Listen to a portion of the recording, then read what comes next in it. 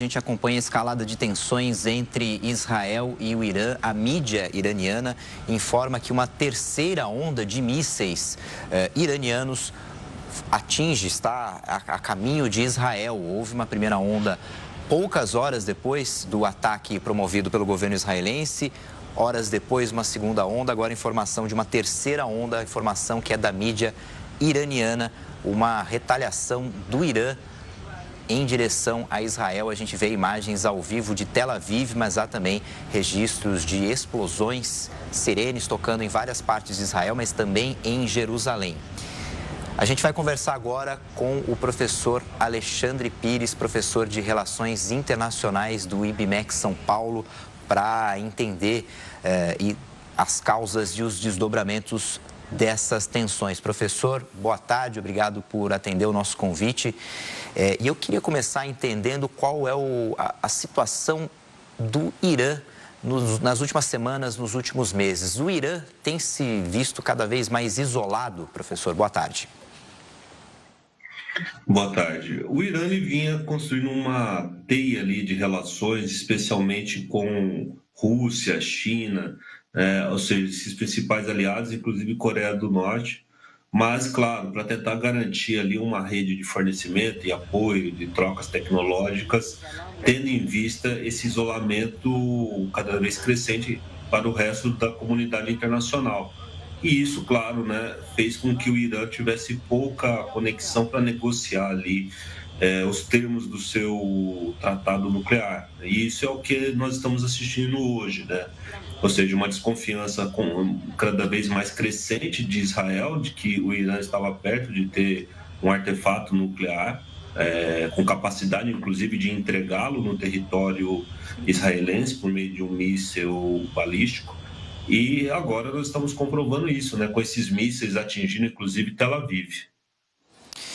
Professor, o governo americano negou participação na coordenação desses ataques, mas informou que foi sim avisado por Israel. E os Estados Unidos negociavam esse acordo nuclear com o Irã. Depois do ataque israelense, Donald Trump postou na rede social Truth, a rede social que ele criou, que ele pressionou o Irã, na verdade, a fechar um acordo antes que não reste nada. Com esses ataques, com esses revides, quais são as perspectivas de haver, sim, um acordo nuclear agora? Praticamente nulas, né? O que nós temos aí é uma provável fonte de inteligência que havia já comunicado ali aos Estados Unidos e provavelmente a Israel de que o Irã tinha avançado no enriquecimento de urânio em termos de porcentagem e também na quantidade de urânio enriquecido. Então, há uma costura desse acordo.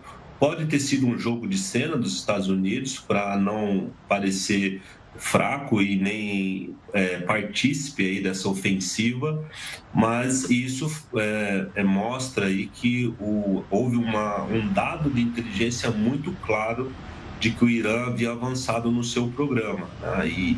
Consequentemente, a gente vai ter essa escalada, ou seja, o conflito agora, tendo como epicentro Israel, se tornou um conflito regional e improvável que haja um recuo, né? Ou seja, agora que você testa as defesas aéreas do oponente, agora eles vão aproveitar esses dados, porque quando um país faz um ataque, isso já é uma informação na capacidade de resposta desse país. Então, agora, Israel tem informações sobre a capacidade de defesa aérea do Irã e o Irã agora acabou de testar a capacidade de defesa de Israel e, ao meu ver, por conseguir provavelmente já atingir ali lugares específicos de Tel Aviv, né, mesmo que sem a precisão israelense e já provavelmente matando pelo menos 5 pessoas, ele também acabou de testar a capacidade de defesa de Israel e isso vai fazer com que haja uma escalada.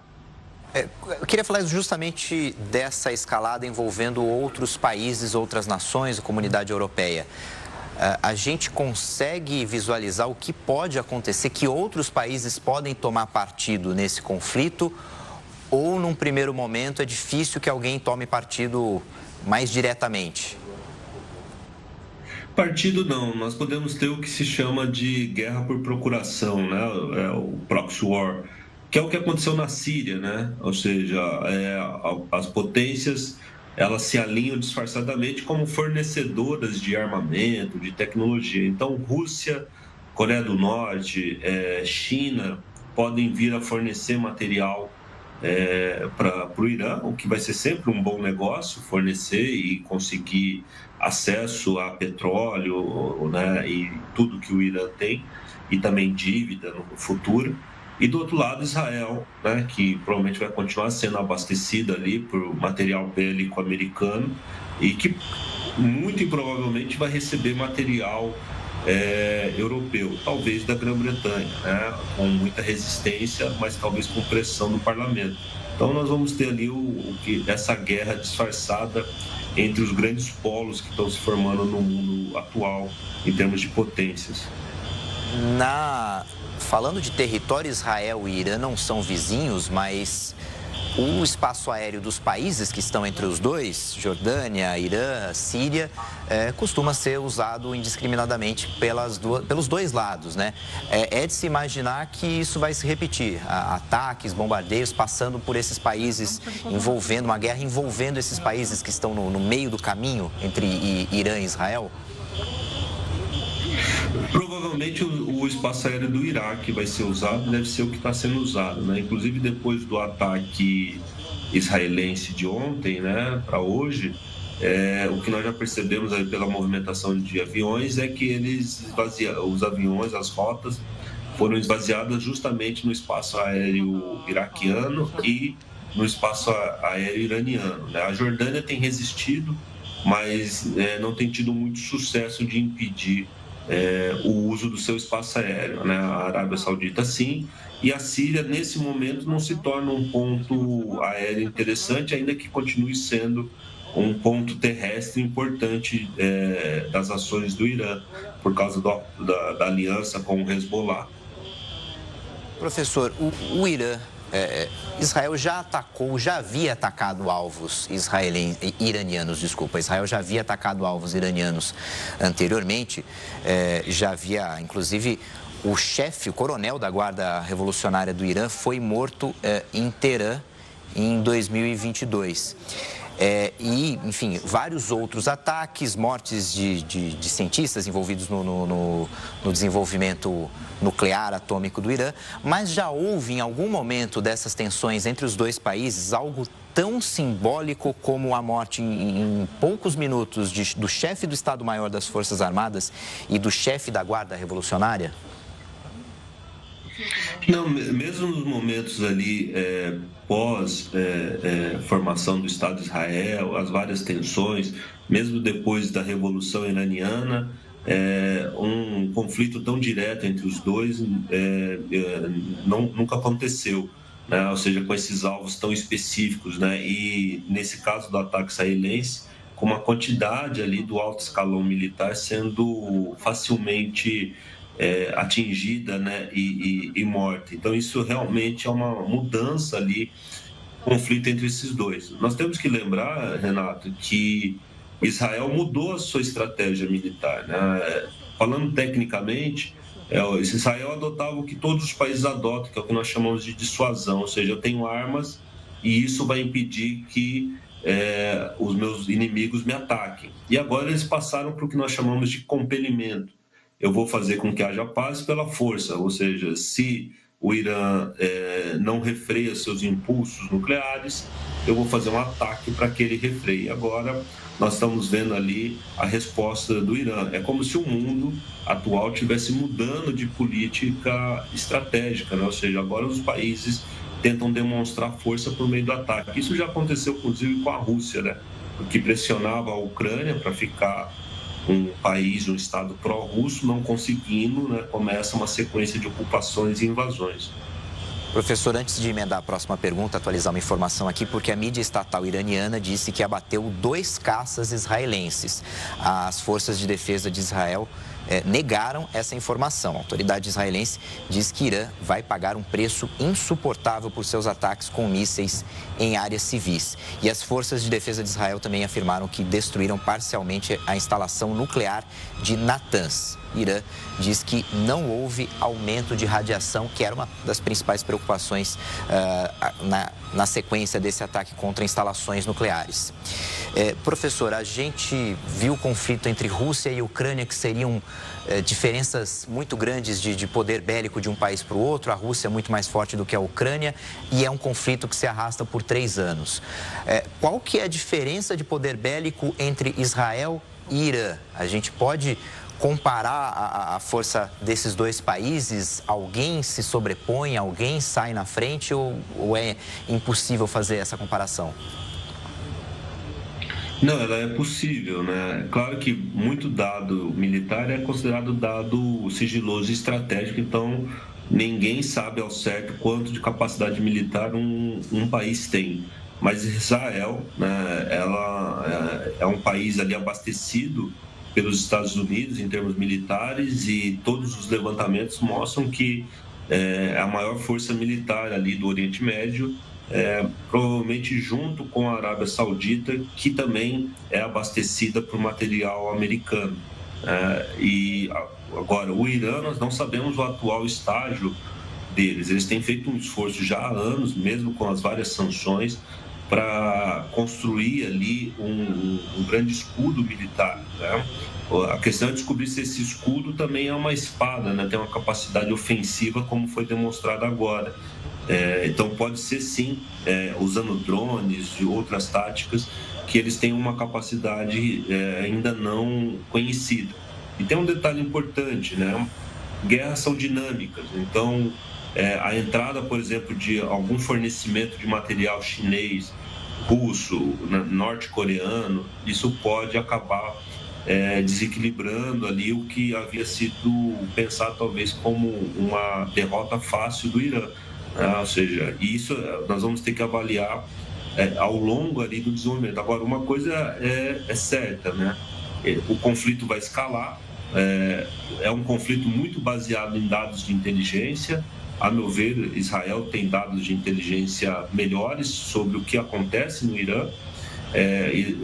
O Irã não tem esses dados tão precisos sobre o território israelense e essas usinas, né, essas áreas de enriquecimento, eu até acredito que realmente ainda não tenha tido um vazamento radioativo, porque todas as inteligências indicavam que elas eram realmente de uma profundidade muito grande, ou seja, elas estavam ali enterradas, e isso vai fazer com que Israel tenha que reforçar os ataques, né? Eles têm mísseis penetrantes ali nessa área, e isso vai começar a escalar o conflito, né? Ou seja, mais ataques, ainda que sejam em alvos militares. Agora, o Irã fez ataque em alvos civis, talvez Israel faça algum tipo de retaliação nesse sentido, atacando, por exemplo, áreas governamentais. Nós vamos ter que ver o desdobramento. Professor, eu queria falar do papel de um outro país do Oriente Médio, eu queria falar da Arábia Saudita, que tem rivalidades com o Irã, tinha rivalidades, tem ainda com Israel, mas ensaia uma aproximação com o governo israelense. O que a gente pode esperar da atuação da Arábia Saudita nessa escalada de tensões? É o pior dos mundos para a Arábia Saudita. É claro que a derrota de um inimigo dentro do mundo islâmico, né, que é o Irã, que é um país ali xiita, né, diante de uma potência regional como a Arábia Saudita, que é sunita, seria uma vantagem imensa para a influência da Arábia Saudita. Por outro, a costura de uma paz ali entre Israel e a Arábia Saudita não chegou à sua conclusão, né? Os ataques do Hamas interromperam esse processo, né? Ou seja, isso cessou, né? No final ali de 23. Então, há uma mudança completa ali dessa posição. O que nós podemos ter uma certeza é que a Arábia Saudita ela está impossibilitada de qualquer alinhamento, de qualquer ajuda ao Irã, tanto pelos seus laços com os Estados Unidos, mas também pela própria ameaça direta, até por proximidade ali com Israel, né? Ou seja, ela também não vai entrar num conflito. O que também não seria muito interessante para Israel esses frontes de batalha tão múltiplos, né? Ao norte, ao oeste, né? A leste, tendo que responder a mísseis. Em algum momento isso saturaria a capacidade de defesa aérea de Israel. Então, a Arábia Saudita talvez fique fora desse cenário, até por pressão americana, e também por questões ali de rivalidade religiosa, especialmente geopolítica, com o Irã. Qual que deve ser o papel, então, dos Estados Unidos agora, daqui para frente? O governo Donald Trump estava nessas negociações por um acordo nuclear, faz esse post recomendando, né, enfim, para que o Irã aceite o acordo antes que não reste nada, nas palavras de Donald Trump. O que a gente pode esperar, então, dos Estados Unidos para lidar com um aliado de Israel, mas se ele consegue intermediar de alguma forma ou participar das negociações daqui para frente? O Israel está se aproveitando de uma janela de oportunidades políticas, Renato.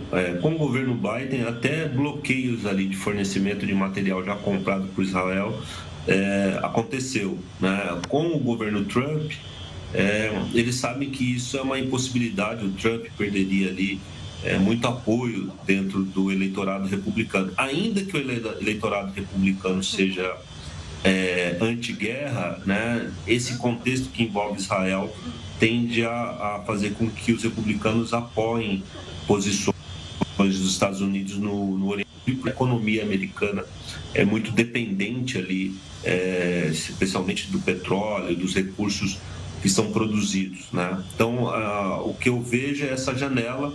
Sabe que o governo Trump terá que manter o fornecimento de material militar, e isso tende a se intensificar, até porque os parceiros europeus de Israel estão se distanciando cada vez mais, e isso faz com que o governo Trump esteja numa guerra, mesmo querendo interromper as guerras, né?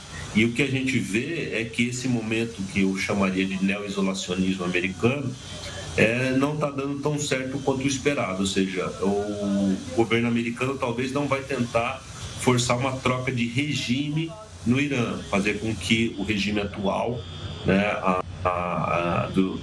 da República Islâmica caia. Mas ele vai sim, provavelmente, fornecer ali apoio para Israel para pelo menos neutralizar a capacidade nuclear do Irã, porque a guerra, né, já começou e é um botão que depois de apertado é difícil de você reverter, né? Ou seja, esse processo vai se desenrolar como nós estamos vendo na Ucrânia, e também agora já estamos vendo ali com relação ao território do Hamas. Ou seja, a guerra ela se desenvolve de um jeito extremamente imprevisível, né? Então, agora, nesse atual momento, é provável que o Irã enfrente, sim, Israel e, por trás, né, os Estados Unidos. Professor Alexandre Pires, muito obrigado pela entrevista, muito obrigado pela atenção, por explicar para a gente os detalhes desse conflito, dessa tensão entre Irã e Israel. Professor, muito obrigado, boa tarde. Eu que agradeço. Obrigado.